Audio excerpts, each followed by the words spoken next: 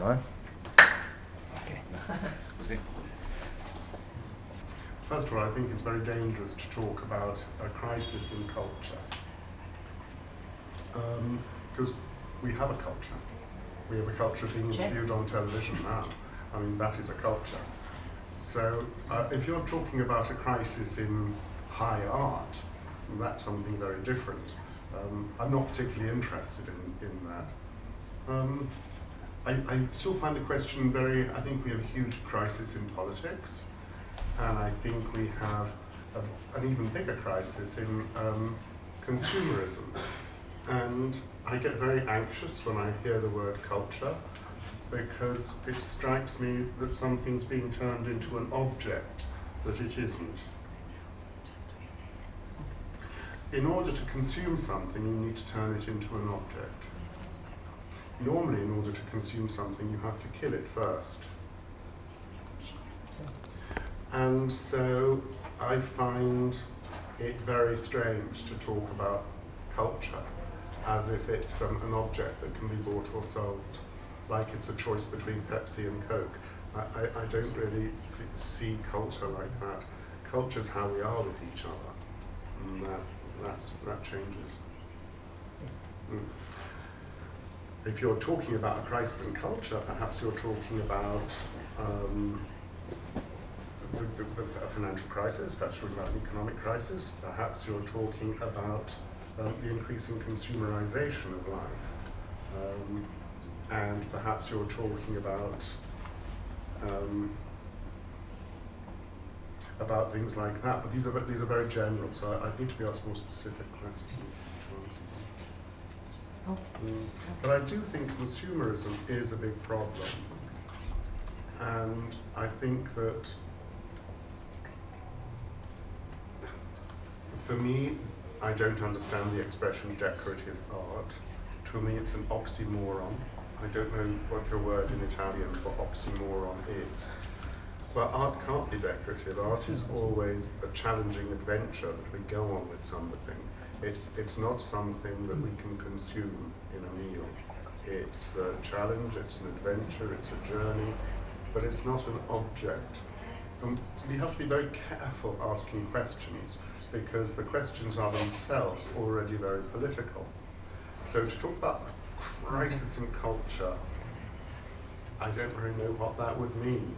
I think there's a big problem in consumerism, and people feeling that art is something to be consumed. As well as soon as you open your eyes, you've made a work of art. That when we're small, people say you mustn't think you're the center of the universe. You mustn't think you're the center of the universe. But actually, you are the center of the universe, because you are the center of the universe that you're inventing in your imagination.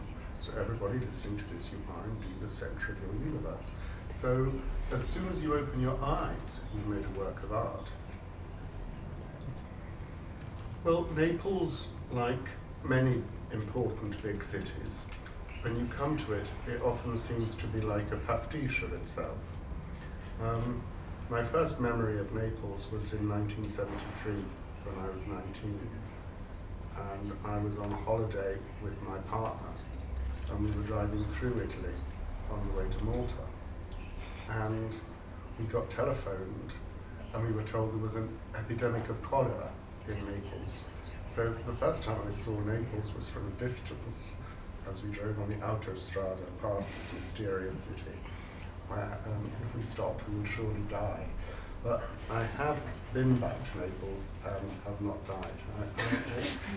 I hope I haven't died, maybe I have. No, Naples is wonderful. It's very warm, it's very, I think life is very hard for people. I know nothing. But I live in London, I don't know anything about London. It's very difficult to generalize about a city. A city is a very complicated place with millions of people struggling to live. And everybody finds their existence a struggle, even millionaires. And everybody perceives of their own struggle as being somehow epic. But that's what a city is. It's a lot of living people trying to be together. I don't have a particular rapport. Many of the actors I work with are naturally young. I teach. I try to do it unself-consciously. I don't think of myself, I'm afraid, as being old. Perhaps I should start. But I just lead my life as well as I can, and I think we all naturally learn from each other. But I don't have a particular mission. Having said that, I do teach quite a lot. But I don't think of them as being particularly young. So people who want to learn something. Honestly, it really, I don't really believe in being creative. I think it's important to be curious. And these questions are about, I feel uncomfortable because I think they're coming from a place where culture and art is somehow separate from life. I don't approach my art, I do my work as well as I can, and I hope I bring my full gamut of human experience with it. But I think there's something rather fraudulent about thinking that I have a special secret Gnosticism, sort of Gnostic relation, esoteric thing. It's not like that. Okay. And I think it's very dangerous to kill life. Sure. And journalists have an enormous responsibility. Because journalists kill people, Yes. you start wars. And it's very, very important that you keep art alive, and not by injecting it with kind of too much theory. Otherwise bad things will happen. Sure. Okay. That's it.